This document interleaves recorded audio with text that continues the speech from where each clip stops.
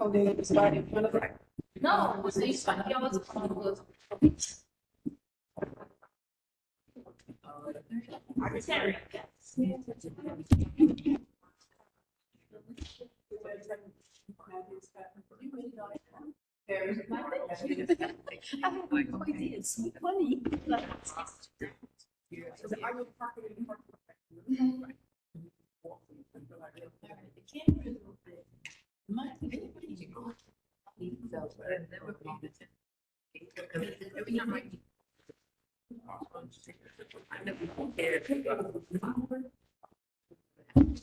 Excuse me, if I leave something out. No, I have to go to them to the front.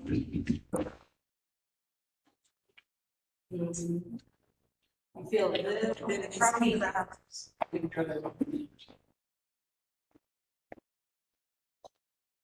It's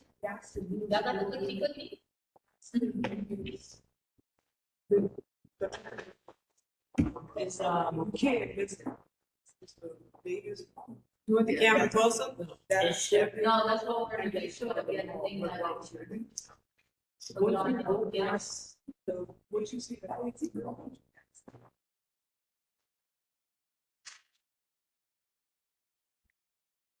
camera should get closer. So I.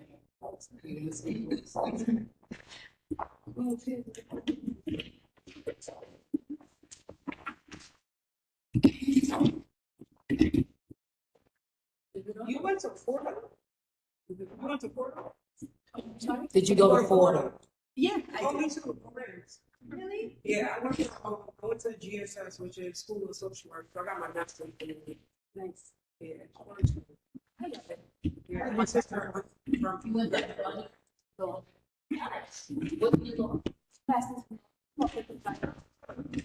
That means we're on 60 something. I was gonna say, if you say LC is you say liquid substance.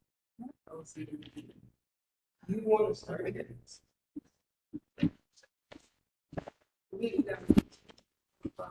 Good morning. See, that's where my mind is at today, everybody. Well, good evening. We're gonna get started now. Is it recording? Nope, it's recording. Okay, good. So we're gonna start off this meeting. It is now 7:13 p.m. We are going to start off with. I'm gonna start off with allow. Community health focus. So we're gonna start off with a community health focus.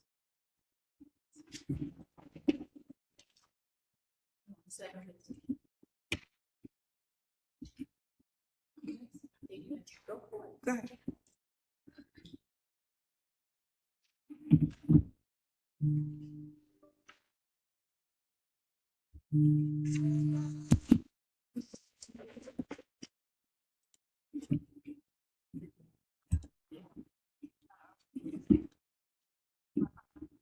Which one? This one? Okay.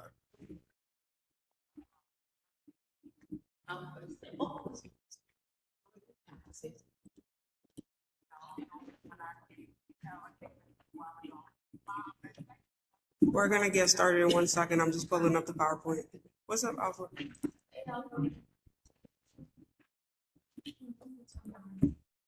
Alpha, sometimes.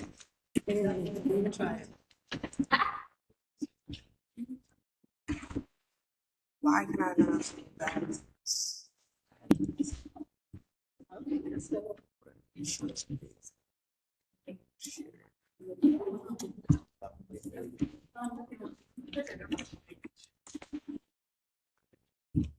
All right, Dr. Sherman.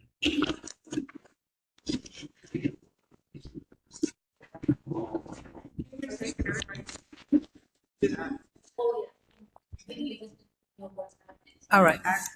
Can you hear me? Are you able to hear me in the audience? Virtual? Yes. All right. Perfect. All right. So good evening, everybody. So the health committee decided to talk about colon cancer because it is colon cancer screening month. And New York City Health and Hospitals is sponsoring informational sessions for people in the community regarding it. So the importance of screening for colon cancer. So what is colon cancer? So basically it's caused when there are small growths in the walls of the colon or in the rectum. And these growths are called polyps. And what happens is they're abnormal tissue, and these abnormal tissue eventually grow into cancer.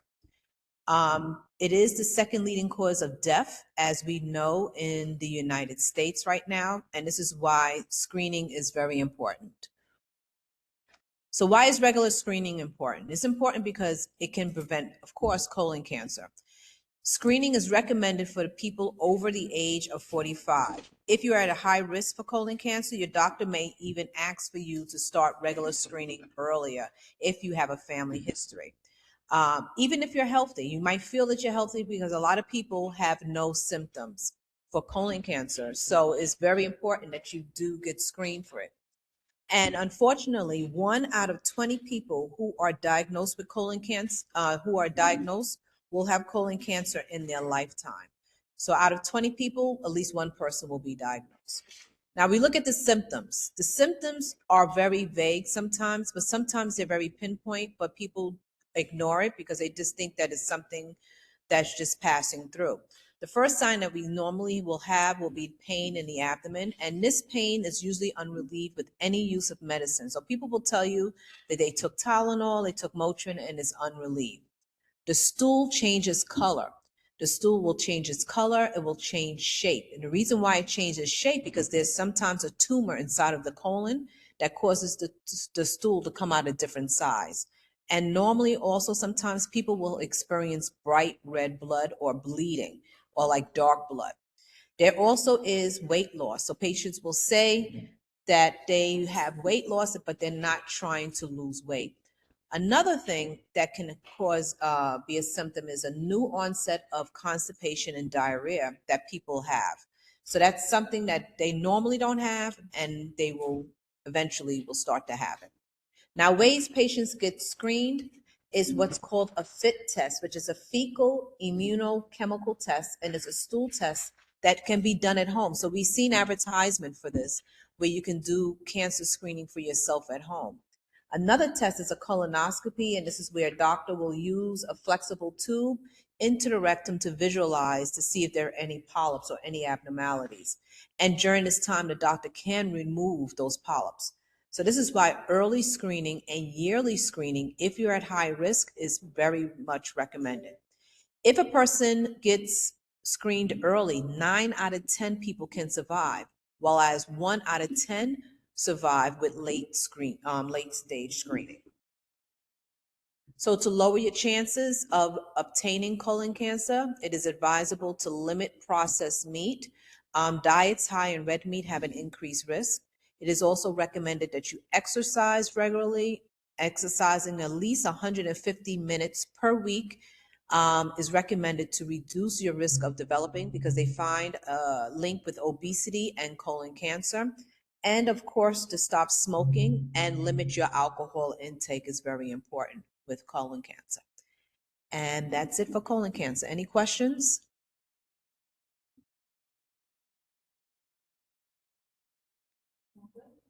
No? So I do have a question, even though I'm a nurse.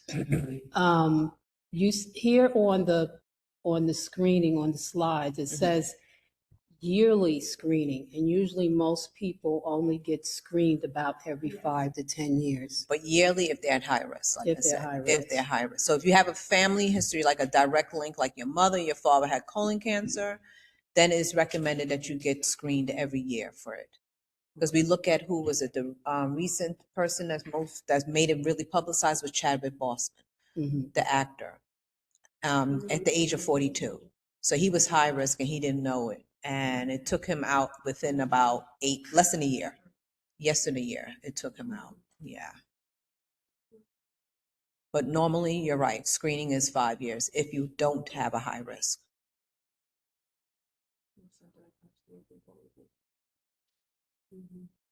Any questions? Any more questions from the audience online? No, but thank you very much for sharing that. Okay, you're welcome.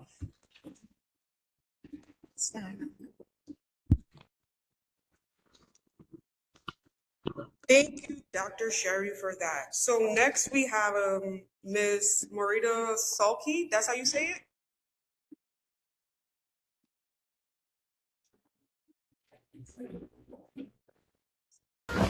Yes, Marita Salton. Thank you. So the floor is yours.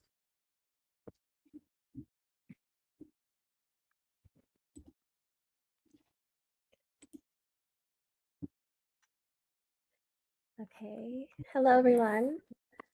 Hi. Thank you for joining us. My name is Marita Salke, and I am the founder and executive director of Veronica Arts Media. And we are a 501c3 nonprofit where we provide free media arts programming to undeserved youth in the NYC area. And I'm going to go ahead and share my screen so I can just show you a little bit more about our organization. I'm also a Bronx native, so I grew up in the Allerton area around in the Bronx, and I went to schools in Manhattan and Harlem, and through there I was able to discover my purpose and passion for journalism and acting. And I realized that when I came back after graduating from Temple University, I realized that there was a deep need for arts and cultural programming for youth who may not have had the same experiences like I did. As I was fortunate to go to programs and become part of internships that were in Manhattan, but I realized that in my own hometown of the Bronx, there was a lack of access for these types of programming. So I realized that the best way to give back is to start an organization where I'm providing free media arts programming to underserved youth.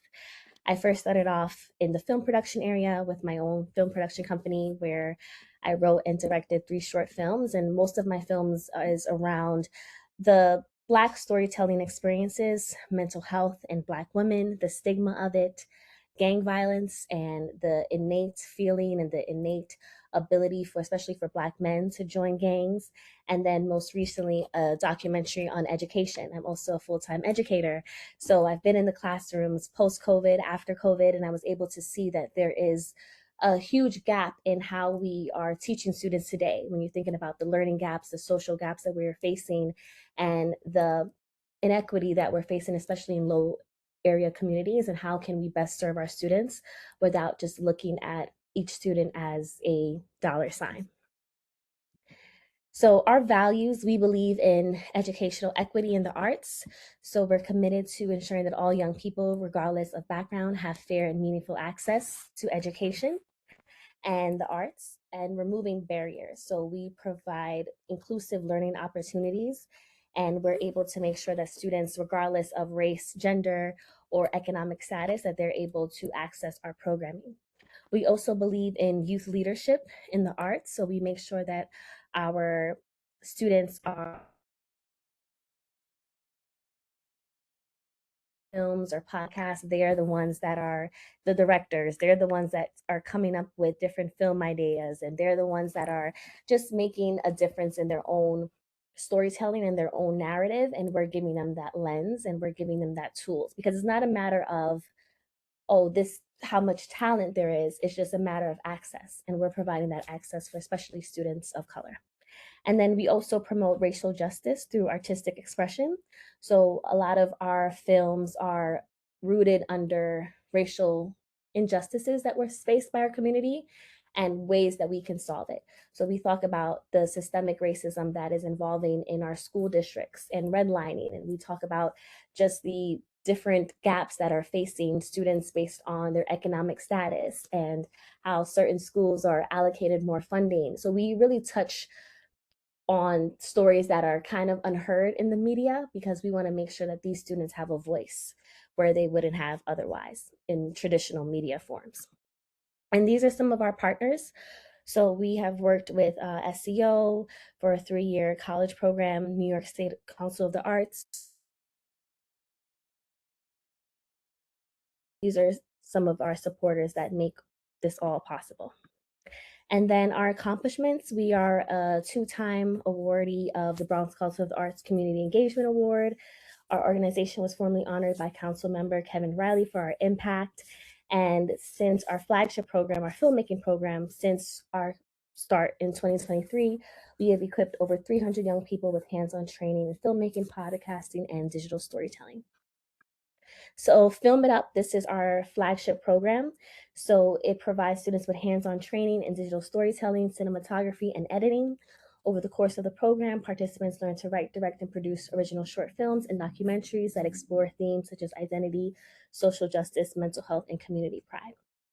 And then next we have our podcasting program. So this podcasting program empowers students to find and amplify their voices through audio production, and they learn the fundamentals from script writing to interviewing to recording and editing while exploring themes such as identity, mental health, social justice, and community impact. And then why does this matter for our youth? I think that I'm asking the board for a letter of support because I do believe that a letter of support from Bronx Community 12 would strengthen our applications as we are standing alone on grants and government funding to provide these programming free. So I think that having a letter of support and also just being aware of our organization, and if there's anyone that you may know that are looking for free arts media programming, we'd love to partner. We have some partnerships already going on, but we're always still looking to partner with other organizations and schools that are interested in having media arts programming. And yeah, it's just a lot of things that are happening in New York City. I think that having that creative outlet for students to feel seen and heard is really important, and just giving them something to do. I think once they find their purpose and their passions, I think they find the meaning in life, and they're going to be more motivated in school and more motivated to really use their media and not just use social media and TikTok and Instagram just to scroll. They're going to use it to be not just media consumers, but they're using it to be media creators, and that's what our goal is. And I actually have an intern that was here that also worked with me for summer. Her name is Alexis, so she's just gonna briefly talk to you about her experience with Veronica Arts Media. Hi, everyone. I hope that everyone is having a good day today.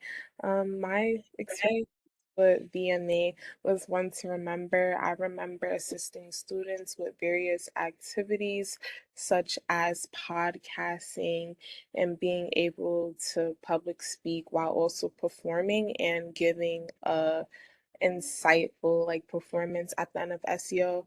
As an SEO scholar myself and an intern in the Veronica Arts Media program, I learned so much about the film industry and entertainment through the various activities that Marita created each day.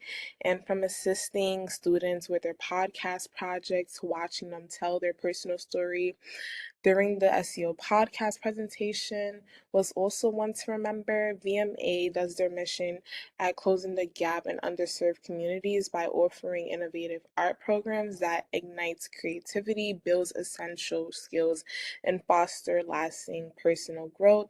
It was satisfying seeing many students like me come out of their comfort zone and being able to become more confident in public speaking, a skill that so many students need at a young age.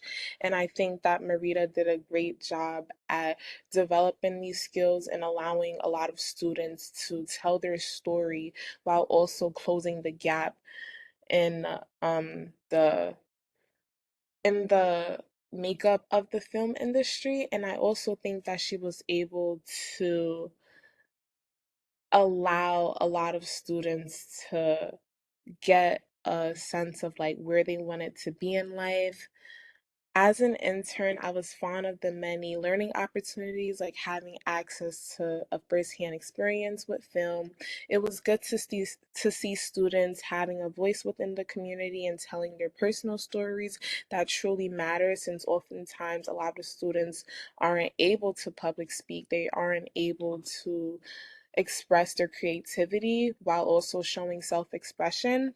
And it is really important that students have spaces where they are their true authentic self.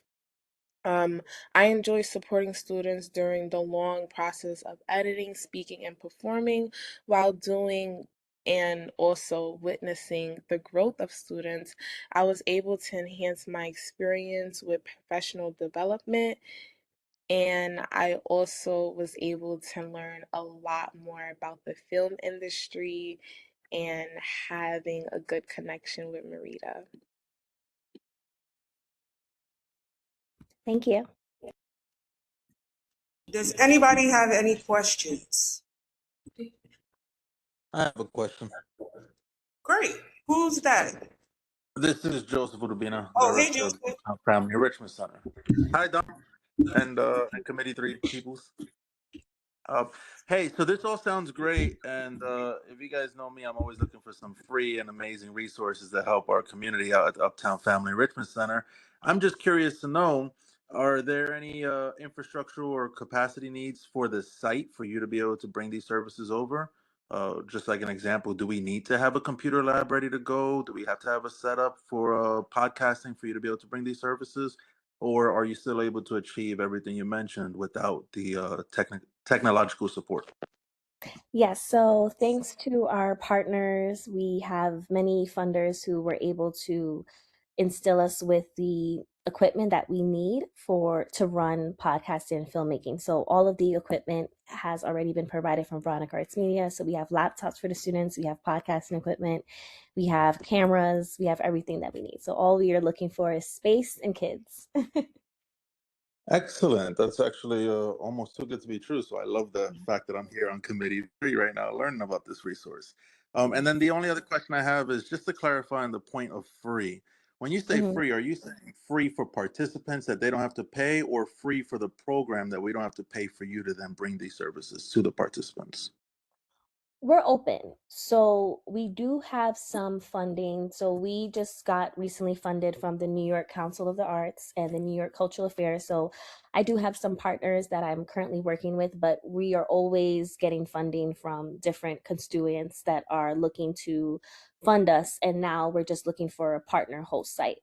So it just depends. I know a lot of times, especially working with the DOE, there's the budgets are very tight with a lot of those things. So that is why we have funding from Cultural Affairs, Council of the Arts. So the program will be free. And then we also have funding for our staff to deliver the programs to your organization free of charge.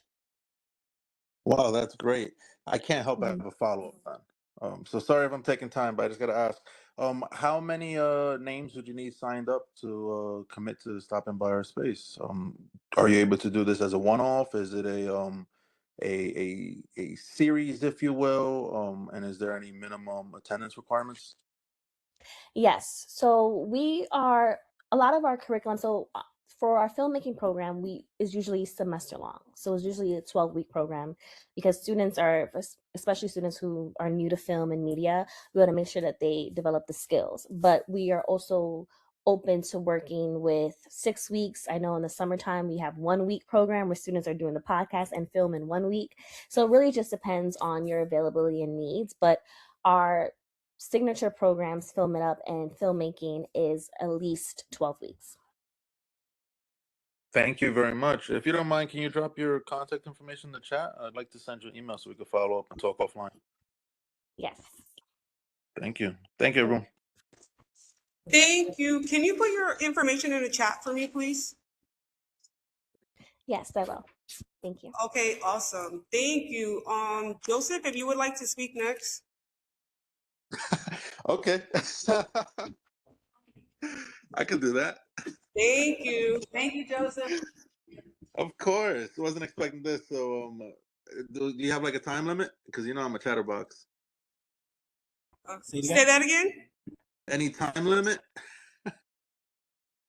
Funny, go ahead. All right. I'm gonna just do it off the dome. Go All ahead. right, guys. My name is Joseph Urbina. I'm the director of the Uptown Family Enrichment Center, located at 3535 Holland Avenue in the Bronx, right off the 2 and 5 train on Gun Hill Road. That being said, if you haven't heard me or anyone from my team speak on this program before, I'll tell you very simply. The Family Enrichment Center is one of 30 locations throughout the 5 boroughs in the Bronx, each of them with their own respective backbone agency. We are employed by BronxWorks. However, other family enrichment centers have different agencies.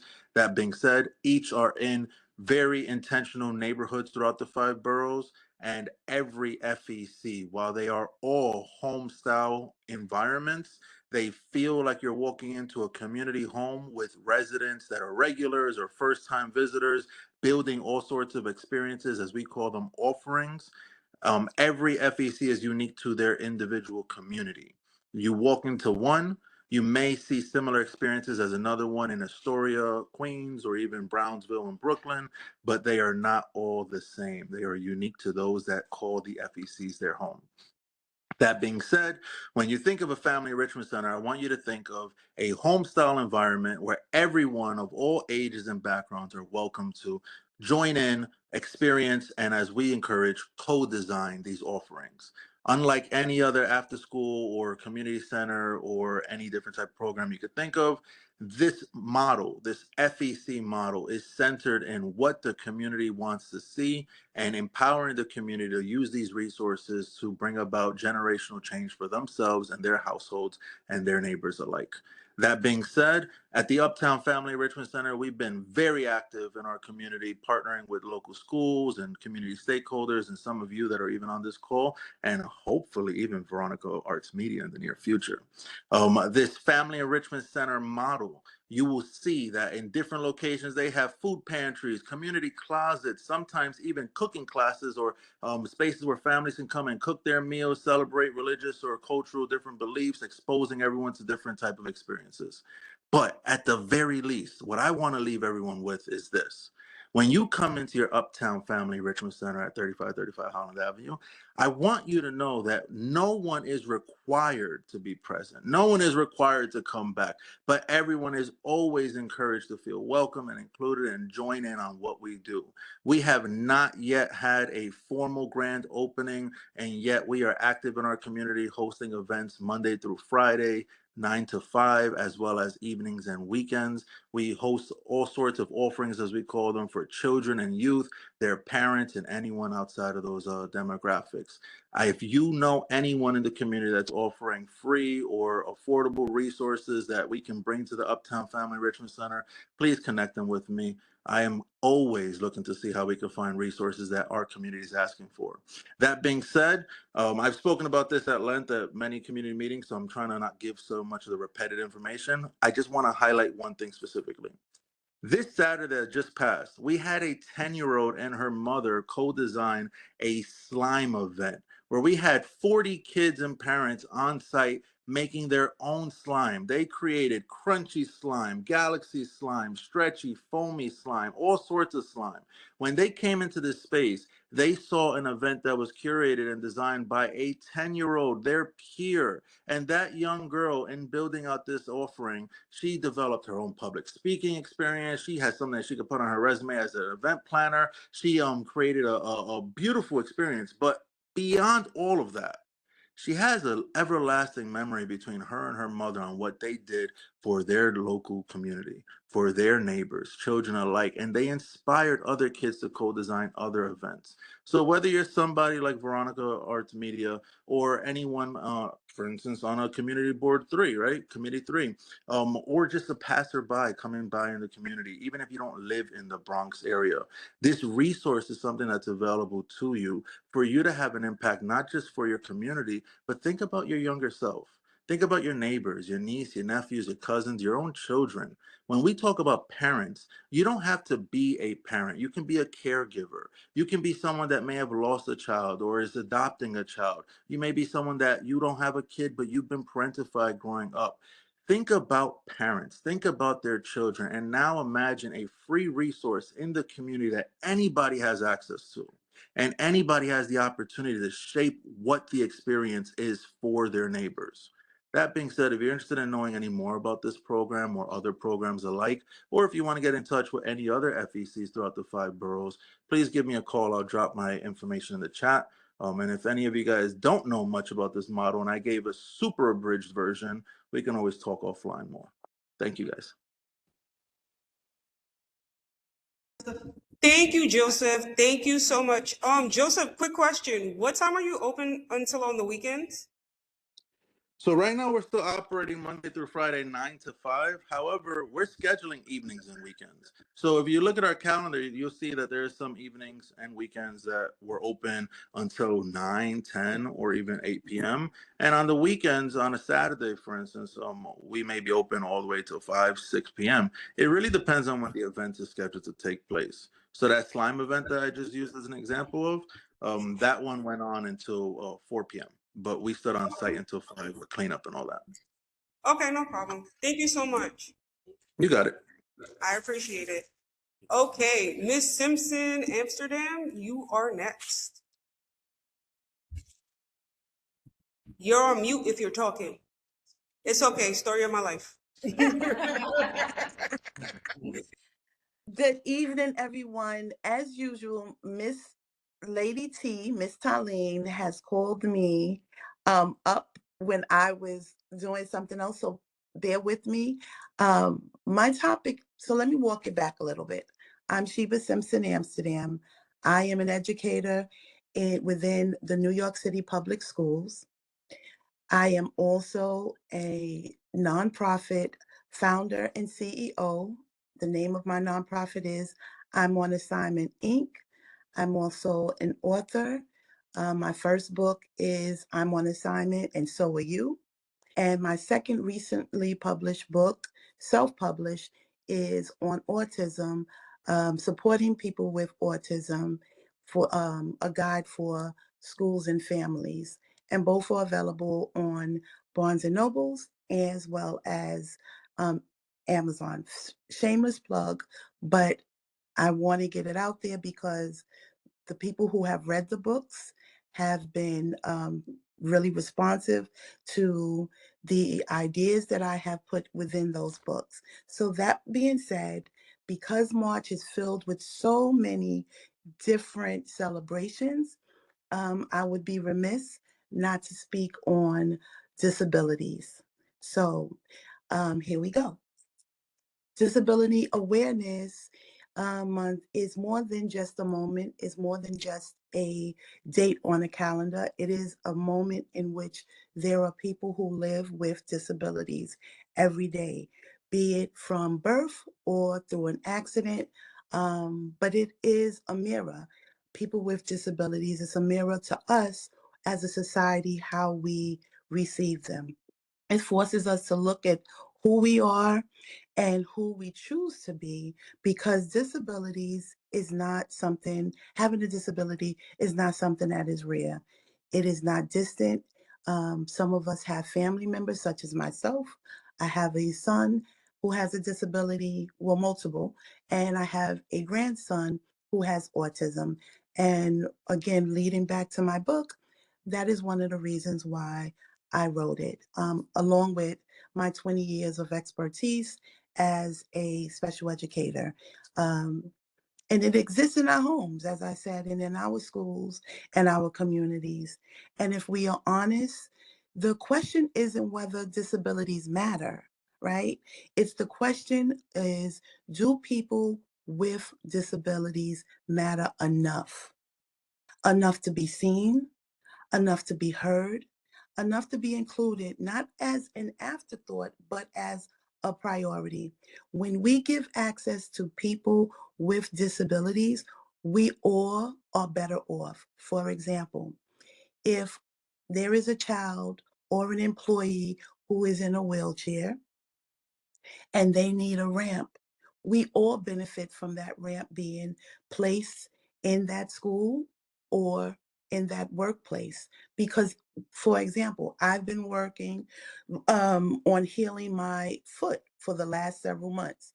So if where I worked had a ramp, I wouldn't have to trek up the stairs to get to the third floor if there was a ramp or an elevator within the school building.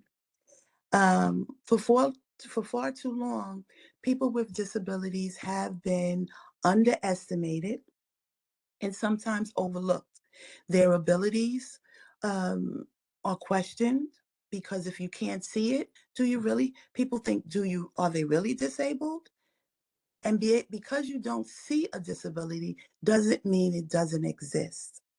Their potential is sometimes limited by systems that were never designed for them to be in mind, right? It was just like you fit in where you get in where you fit in. And yet every single day, people with disabilities, they rise and they surprise us and they live the life that they have chosen to live. I hear myself an echo. They rise in spaces that were not built for them. They rise with a resilience that challenges every stereotype placed in their path. But let's be very clear. Resilience should not be a requirement for them having access to what we all have. The goal is not for people with disabilities to overcome broken systems. The goal is for us as a society to fix those systems because awareness is not enough. Awareness without action means nothing, and especially if that action is performative. Actions looks like accessible schools, where every child can thrive. It looks like workplaces that value differences and diversity, not just tolerate as a checkoff box that we're doing the right thing by those who have disabilities.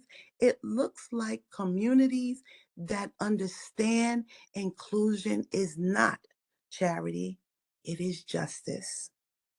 And it starts with us by challenging our assumptions and raising our expectations because the biggest barrier isn't the physical.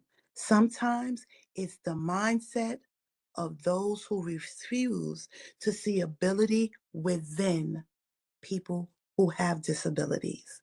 People with disabilities are not broken. They're some of the most amazing people I've ever met.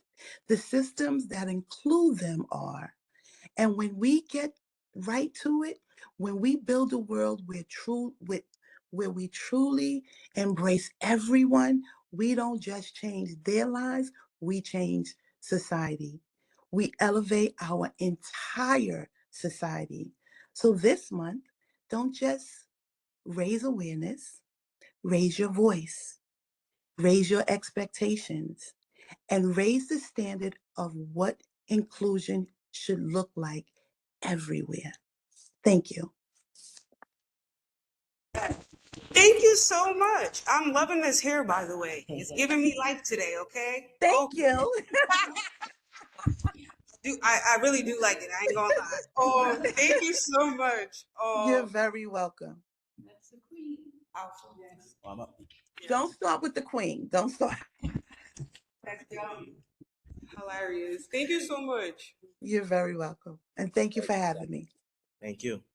So, guys, it's Social Week, Social Worker Awareness Month, and I just want to do a quick insight on social work. If you do know a social worker around you, please tell them Happy Social Work Month.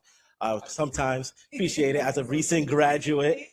And right next to me, Doctor of Social Work, Dr. Finn. Just want to really just put some insight on social work. Sometimes I feel like a lot of people don't understand what social workers do. They just think that we just come take people, kids out the house if you're in child welfare, or they're supposed to be just running around getting resources for families. But we are beyond that. We are trained to really look at the aspect of people in their environment. So we look at the whole picture and identify what's wrong. What's wrong with a person in their current reality that they struggle to go to the next level, what they struggle in front of them.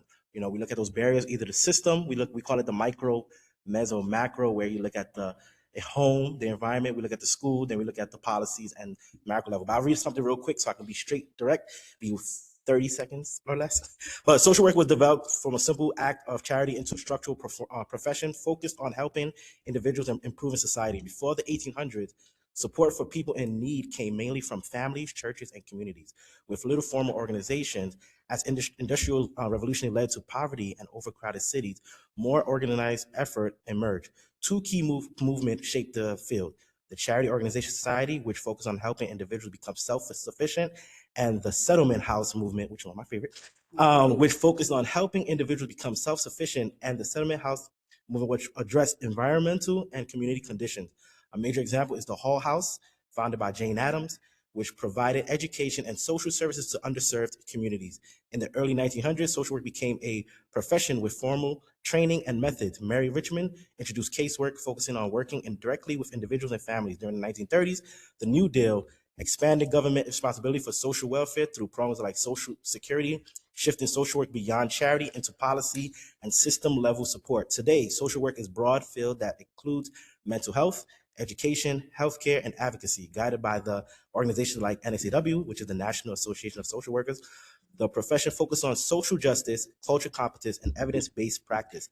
Overall, social work has led from helping individuals in isolation to addressing both personal challenges and larger systemic issues. So again, happy Social Work Month. And definitely, if you see one, let them know. So thank you. Happy Social Work Month. Okay.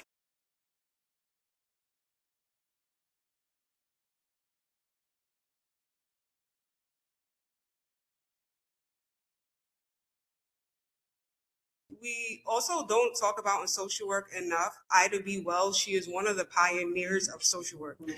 We often talk about where I work that it's a lot of whitewashing. We never talk about Ida B. Wells and why that is such an important person. So when we think social work, it really started with Ida B. Wells. It didn't start with Jane Addams. So I just want to correct that history. Other than that, happy Social Work Month. Next on the list is Dr. Nami. Do you want to say anything?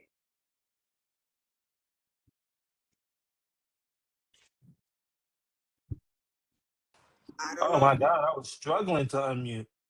It's okay. It's the story of my life. No worries. No, for me, I'm gonna say I really love to talk on colon cancer. I don't want to make it seem like I'm dealing with anything colon or prostate and intestinal related because I was talking about prostate cancer last month. But I just think that the importance of screening is always really important, and I feel like it's something in our community that we really need to stress, like going to a physician, urgent care, or anything when something's wrong. Don't wait until our toenails falling off for us to go see someone. So I always think that those aspects are very important, the screening aspect, because prevention is always key.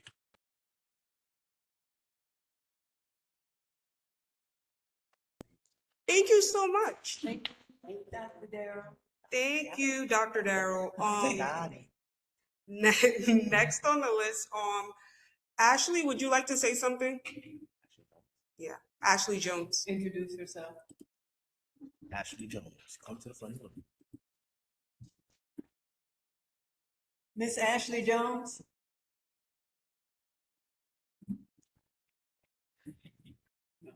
Okay. We'll circle back. We'll circle back to you. Okay. Next, we have. Can we go to Jackie? Javi, Yeah, okay. you're next. All right, let me have you switch it. Yeah, switch it. All right, thank you guys. I don't want to trip over myself. All right, good evening, everybody. Hello. Okay. So first off on the agenda, the first thing I have here to talk to you guys about and update is a motion that I would like to bring before this committee to look at this community concern log that I have put together. Now, the context of this log is that on our general board meetings and when we have community members come to our board meetings to voice any of the concerns that they have, we do our best as a board to try to address any of their concerns and direct them to the proper stakeholders that can address their issues if we can't.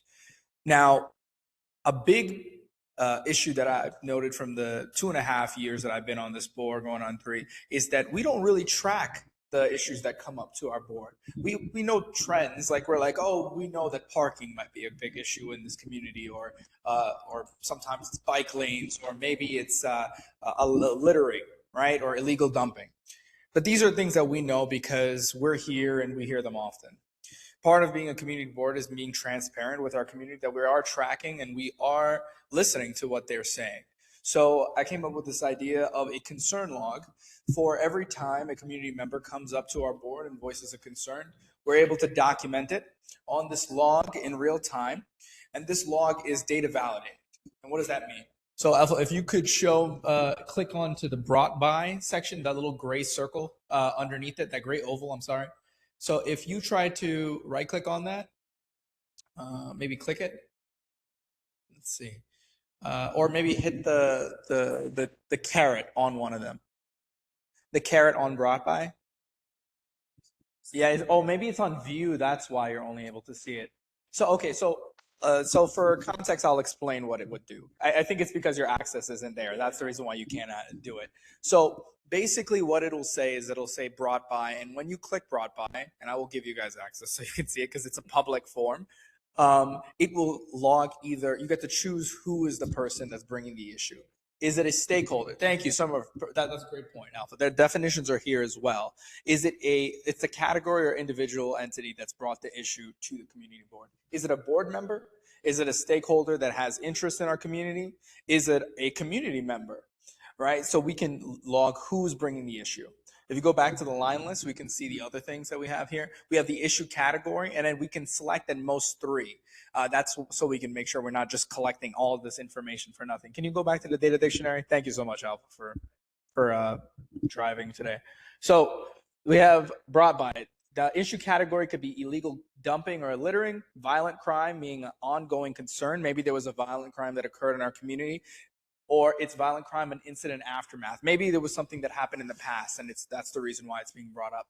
Parking or traffic issues, public health concerns, substance use from our community members that are dealing with substance use disorders, infrastructure and maintenance. Maybe there's buildings that aren't doing their fair share of keeping up with repairs, or schools or youth services, unhoused individuals in our neighborhood, housing affordability, housing infrastructure, and noise and quality of life issues, and anything that doesn't follow under any of these categories. So at most, we can choose 3 to make sure that we're not like over capturing when a person comes in and they voice a concern. And through that, we can log it into our line list. And in that line list, we can say what the description is, a really quick jot down. One of us will be a community member. It could be a different board member every time, but somebody would be keeping an entry into the log when we're having our board meetings. And we can say what our answer was in the proposed board action when the community member came. Did we direct them to a stakeholder? Did we say, hey, we're going to ask you to come to the 47th precinct meeting? Hey, we're going to direct you to so-and-so so we can resolve this issue. And then the status. So we're going to regularly look at this every board meeting, and we're going to say, hey, what's the status of all of these things that come up? Did we actually direct these community members to resolving their issue, or are we just like cycling through and we're not really getting anywhere? And then a summary behind the issue status might mean the reason why that's there is because sometimes there's issues that we just can't resolve. It's beyond the scope of our ability as a community board. So if we can't resolve an issue, we can type inside why we couldn't resolve that issue. Maybe it's because it wasn't in our jurisdiction. Maybe it's because we just don't have the stakeholder connections to be able to accomplish this. Maybe there's no funding. Maybe it's something that's just on hold for now. But that's what we will describe in this cell right here under summary behind the issue status. And the motion that I'm putting forward is for us to bring this to the general board meeting and present it, so that way we can approve it. And then in the April general board meeting, we could start using this log.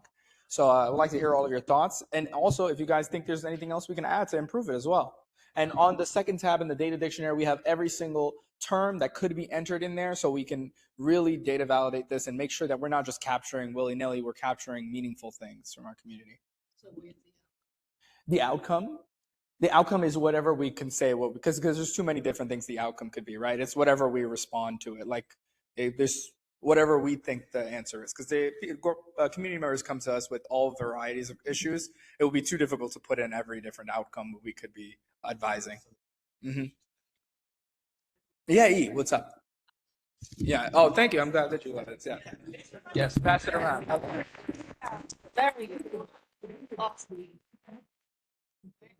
The only thing I would add into this is literally a column of when and where. So there are some things that get brought before our committee. Yeah. So that will also help at a committee level to keep track of the things that are brought forward.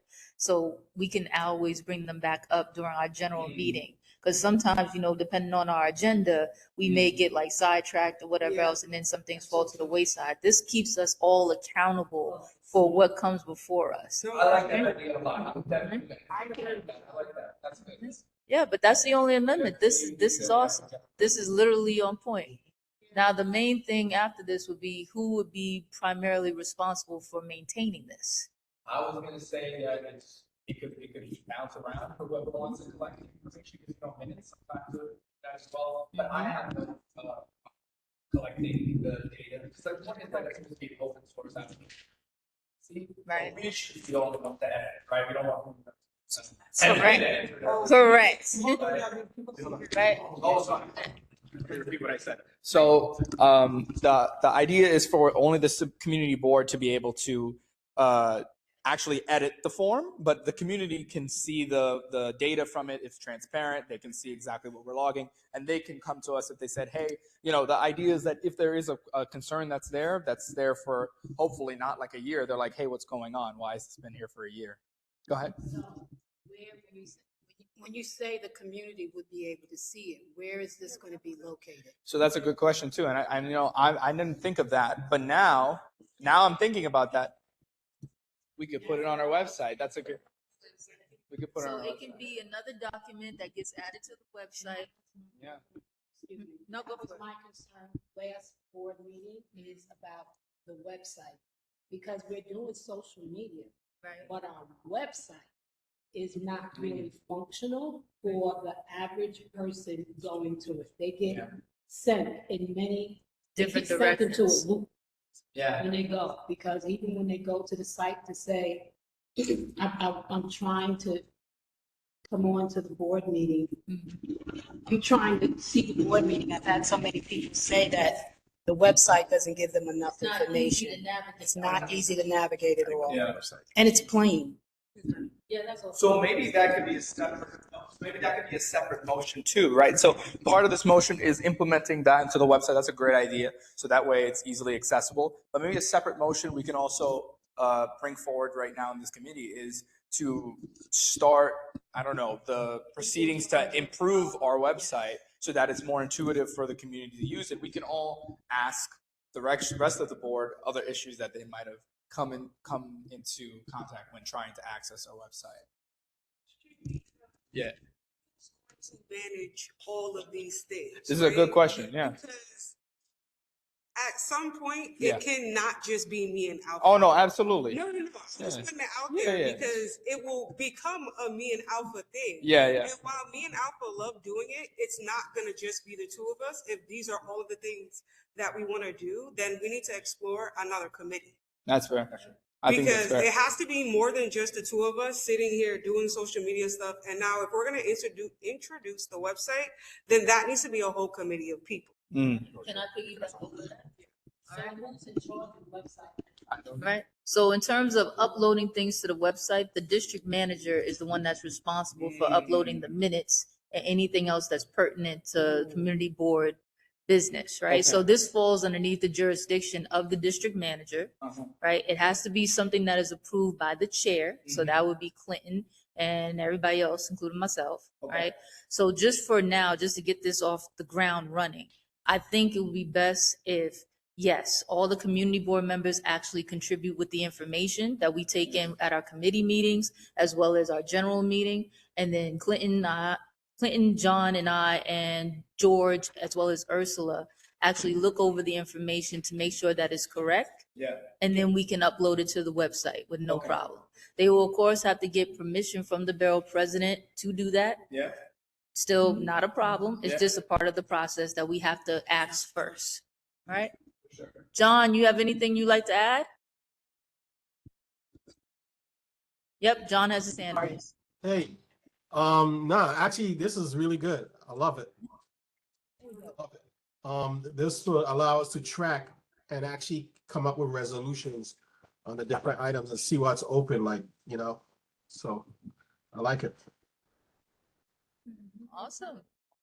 All right. Oh, second Okay, so thing I'm is, gonna- wait, I was just gonna answer Dr. Finn's question. Yeah. So going after this, right, just to get it kicked off, Yeah. it'll be mainly the chairs that would be managing this from the community board perspective with the assistance of our district manager. That But makes this should fall into the lines of our new governance committee. All right, so our new governance committee that we all voted on online, which is like the people that are responsible for our parliamentary procedures. Yeah. All right, and the bylaws, this is a great thing for them to sink their teeth into when they become a whole new committee. So that way all the pressure is not on the subcommittee Yeah. of committee 3. And it makes sense for them to be on it, since there would be like the front facing, they're the front facing committee towards our board to the rest of the community. So it would be upon them, I think. I think it's fair to say for them to manage it to an extent. So thanks, Etonia, for that. And thank you for that great question too. All right. Thanks everybody. So I'm going to put that motion to the floor for us to bring the community concern, the CB12 community concern log to the next general board meeting to vote on to be put into effect for April. All right. Okay. We'll just say all in favor, say aye. All opposed? Any abstentions? Motion passes. All right. Awesome.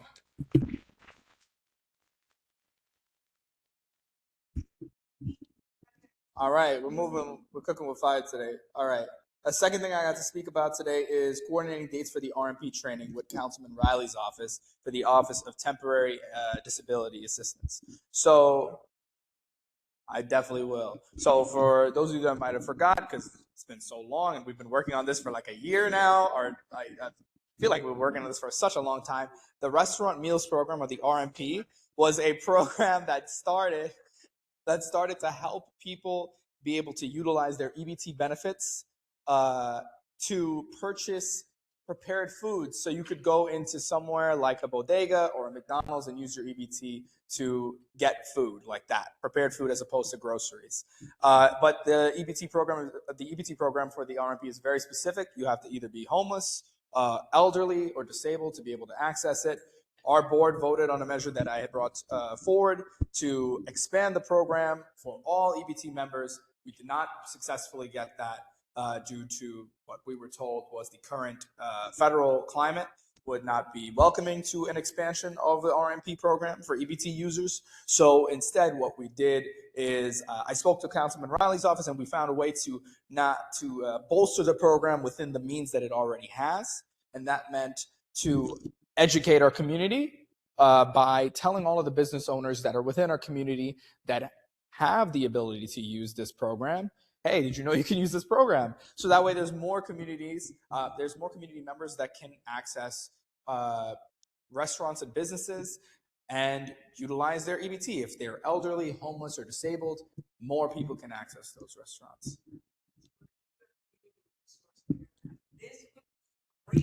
Information at the community resource fair. And I'm glad that you brought that up, specifically because the whole point of this agenda item is to find the time to bring this up. So the Office of Temporary Disability Assistance wanted to find the perfect timing to come and bring stakeholders together, business leaders and restaurant owners and anyone that might be interested in accepting EBT and gaining more clientele, and also just making their food more accessible to people that are within our community, and be able to produce this education, this workshop to say, hey, if you want to accept EBT at your business, this is how you do it. And they present all that information to them. So I'm glad you brought that up, because that might be the perfect opportunity to do it. So when is that community resource fair? June 12th. Okay. Make sure that date is free here. Okay. So if it's June 12th, what we can do is I can relay this information to the office, and I will CC everybody on the committee.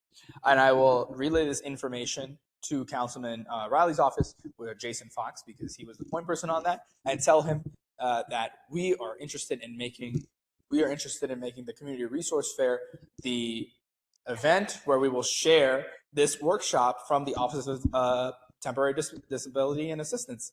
And they can provide that education to our community. And it gives us ample time to be able to rally all the people and stakeholders and businesses that we know in this community to be like, hey, you want to accept BBT at your restaurant, you should come to this resource fair and you can be more accessible to the people that live in here.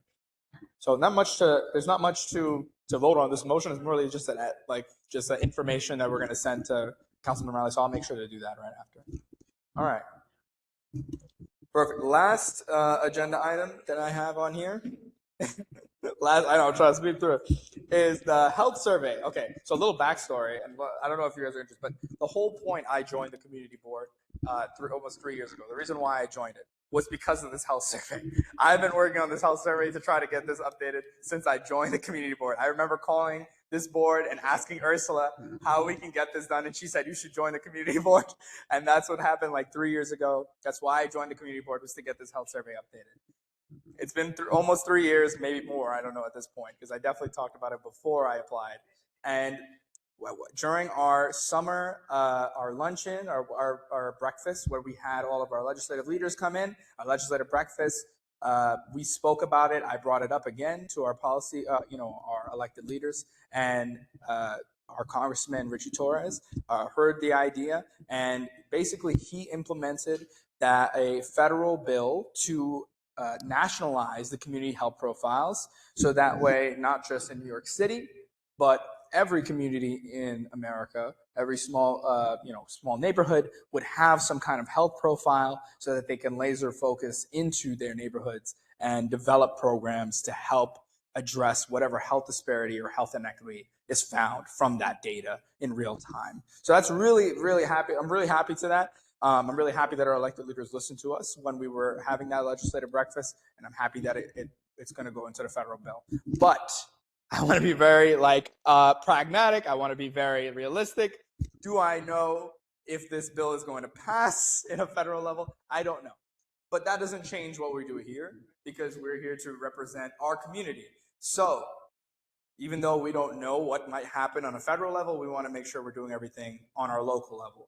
So what we can do, what I've been trying to reach out to, is Alina Dow, because she is our what's her name? Her liaison. She's the liaison for the mayor's office, right? Exactly, for the Bronx. And what I wanted to do is I wanted us to have a formal motion. I've been having trouble getting to her. I don't know if I'm sure she's busy too. But I've been trying to communicate with her so that way we can get the community health profiles updated on a New York City level, at least. At least a New York City level. Go ahead.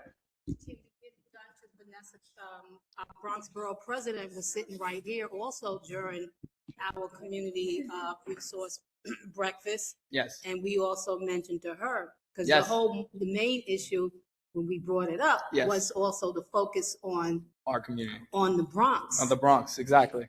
For us to get the health survey, because it hasn't been done since like 20 years.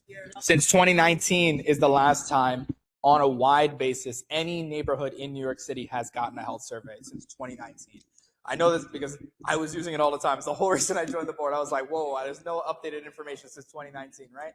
So if we can get that up, I'm glad that you mentioned that. I want to put a motion for us to write a formal letter to the Bronx Borough President, Vanessa Gibson, as well as CCing our liaison from the mayor's office, to try to make sure that this is not something that we're just talking about on this board, but we're very serious about it. And we really do want to have an updated community health profiles, because otherwise, what are we doing here, right? We need to act on data, and we have no data to act on.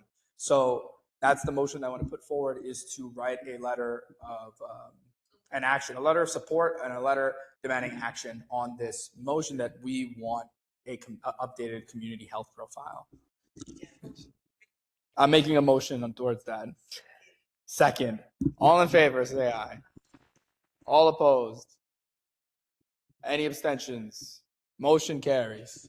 All right. And I will hand this over back to Dr. Finn. I don't know, Javi. Like, it should just be mic drop after this, because, like, what am I gonna say after this? Like, we have one motion of it. One more. Yeah, just one point of new business. Okay. So where we left off from our last general meeting is that we now have 4 standing committees. That's Committee 1, Committee 2, Committee 3, and our soon-to-be named Governance or Parliamentary Committee. Obviously, we can't keep them as numbers anymore because people genuinely need to know which committee stands Is for what, what, yeah. right? So we're not anchored to any of these names. So if we come up with a name and we go before the board with it in April and we vote for it, and then we have a change of heart in June, can't we always change it? Yes. Yes, but we need to put out a name first, so that way people that are talking to us from April, May, and June until we go into summer recess know who to contact. So where we left off was Committee 2 consists of Parks and Safety. Committee 1 was good with being named municipalities because they are land use, right? Now that leaves y'all as Committee 3. I am just the first vice chair. I am a visitor. Okay? So y'all decide amongst yourselves, not right now in this moment, but you can even start spitballing names for your committee. So your committee includes health, libraries, subcommittee for social media, education. Am I missing anything? Youth service. Youth services. What about Cultural affairs. And cultural affairs. Yeah. Yeah, I'll have a look at this one. So, just based on You on fire, so why not? it's that Ramadan energy. I got y'all. It's that Ramadan energy. All right. From education and youth services. Yeah. Yeah, that cupcake got me cooking. I broke my fast with a cupcake just now, and I had a little bit of water. That's what it was. Yeah, I ate it fast. I appreciate it. I appreciate a happy birthday. I appreciate that. Happy birthday. So based on the category, I think a lot of this has to do with reaching out to the community. Ourselves? Hello?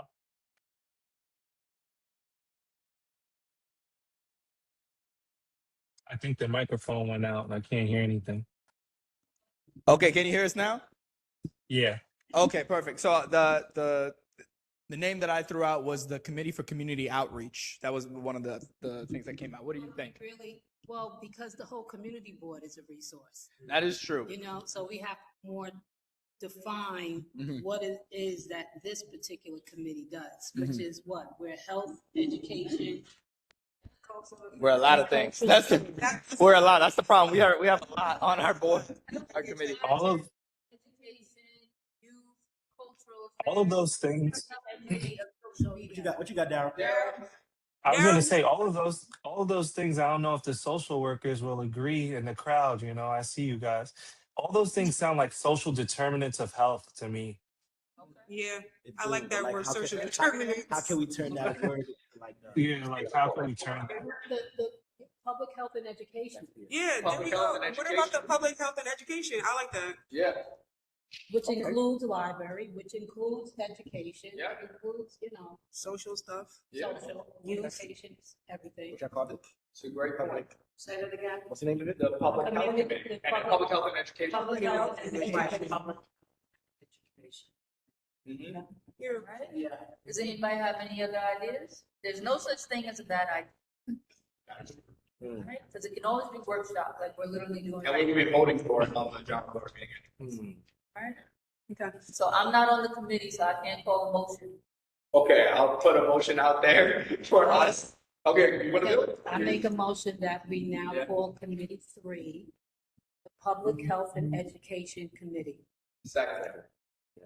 Javi, we'll give it to Javi. PHEC. Public. Javi second. First it was Karen and then it was Javi. Any opposed? What a young person like. Any abstentions? Any suggestions or amendments? Compliments, insults? No. No? I love it. All right. All right. Awesome. Awesome.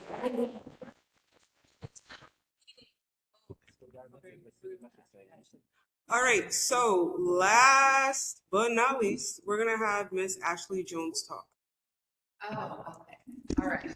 Good evening, everyone. And I You gotta get that was, mic. thank you. I was listening in while I was en route here. but I'm not quite sure. And Miss Terry, please let me know. Did you like give any CEC updates with the dinner? Okay. All right. So I sit on the board with Miss Terry Matthew Smalls, Miss Terry Matthew Cotton, sorry, who's the current president of CEC 11. And I don't know if everybody knew that here, but I am also the borough president appointee. So of course you guys knew that here.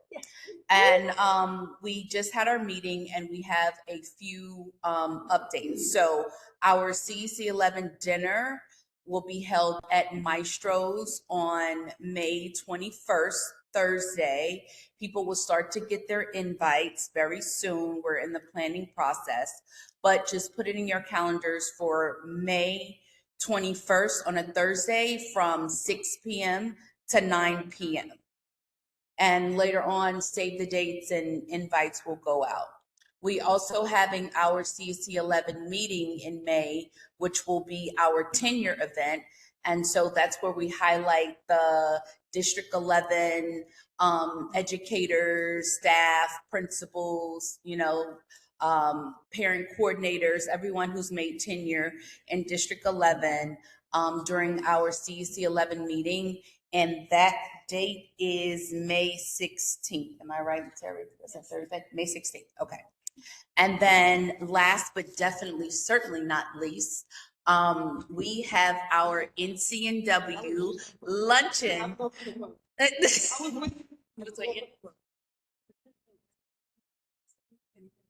No, May 8th is no, nothing's May 8th. That was when we were thinking about one of the dinners.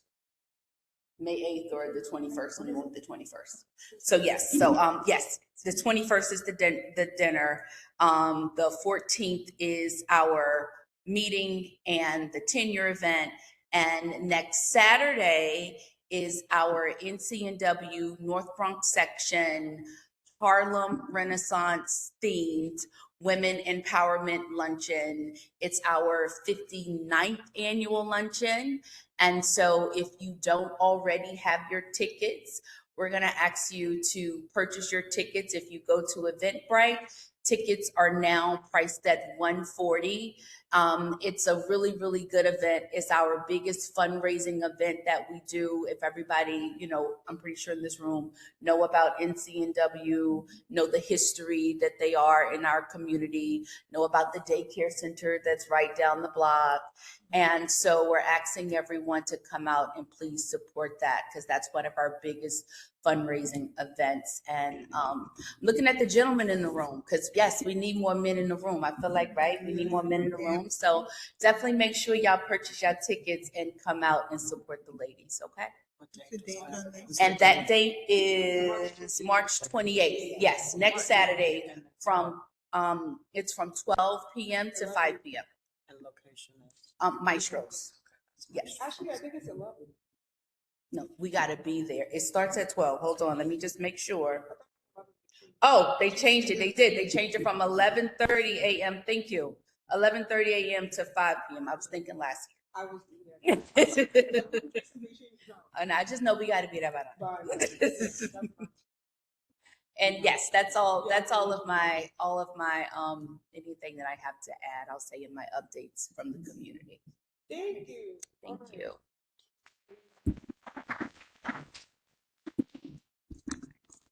All right, switching hats real quick.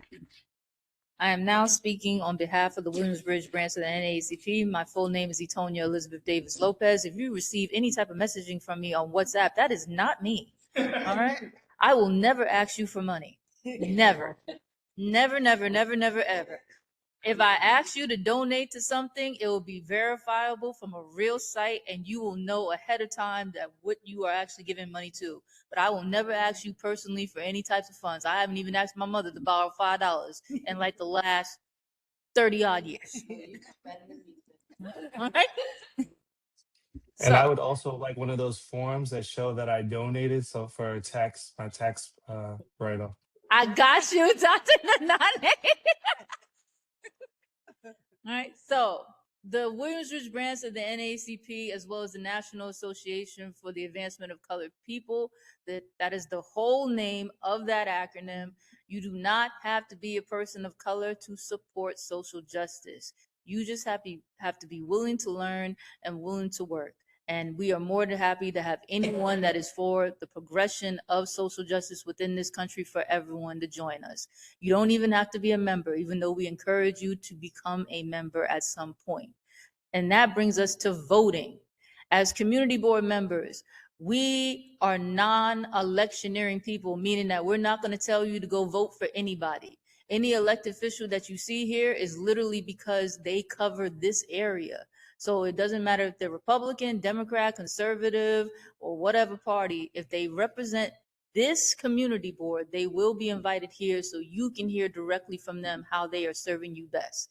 And that works in the same respect when it comes to the NAACP. We are nonpartisan, but that doesn't mean we're not political. We are political as HE double hockey sticks. Everybody good? All right. So again, if you would like to learn who is on your ballot for the June primary that's coming up, we are not telling you who to vote for. We are just simply showing you how to vote. So that way you can make the most informed decision for you. Our candidate forum is going to be at the Northeast Bronx YMCA. It's usually in June, a couple of weeks before the June primary. We lucked up and we got the space from 2 to 4 on May 31st. So that is a Sunday, right after service for those that celebrate on that day, or just, take a private rest. Just come on and stop by sometime between 2 to 4 at the Northeast YMCA so you can ask the people that are looking to represent you, what are they actually going to do if they are given that wonderful job of representing you.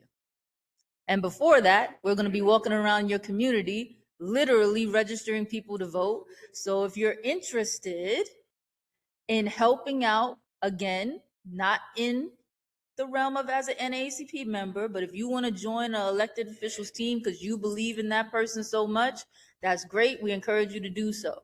But the main thing we need to do first, whether you're in the NAACP or NCNW or any other wonderful group, you need to first know how to vote.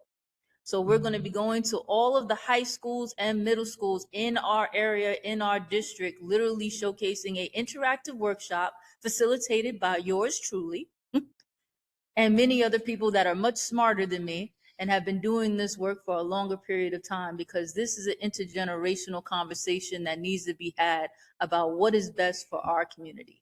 So if you want to learn more about how to get involved, just literally email me. At this point, I believe my phone number is public record, so I'm just going to give it to y'all. It is, yep, and we're going to drop it in the chat.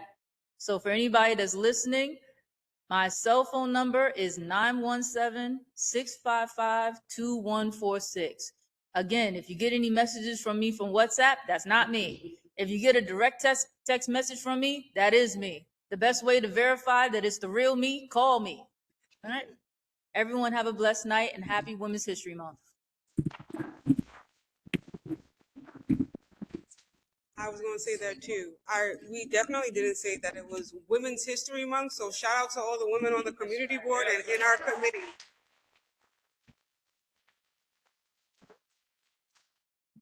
I don't know if y'all know, us women rock, but I ain't gonna take it there.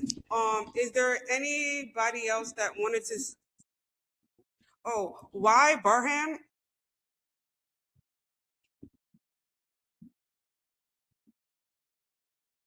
Yes, I'm here. Hi, what's your full name? My name is Yvonne Elliott Barham, and I'm with Academy for Scholarship and Entrepreneurship. Okay, would you like to speak for a few minutes? No. On. Okay. No, that's okay. Okay, next time. No worries. No, Okay. okay, I will. Because I'll Okay. just introduce our school. So, good night, everyone. My name is Yvonne Elliott Barham, and I'm with Academy for Scholarship and Entrepreneurship at 921 East 228th Street in the Bronx. And we are a business public high school. And this year we're actually celebrating our 20th anniversary. We cater to students grades 9 through 12. And I always tell people we are the #1 premier business school in the Bronx. So anyone who is looking for a small environment that has a private school setting, then they can always contact us here at ASC. Thank you. Can you repeat the school name again for me? Academy for Scholarship and Entrepreneurship in the Bronx. Okay. Thank you so much. Can you drop your information in the chat for me, please? I definitely will. Thank you. Thank you. You're welcome. Okay. Awesome. Is there anybody else that wanted to talk?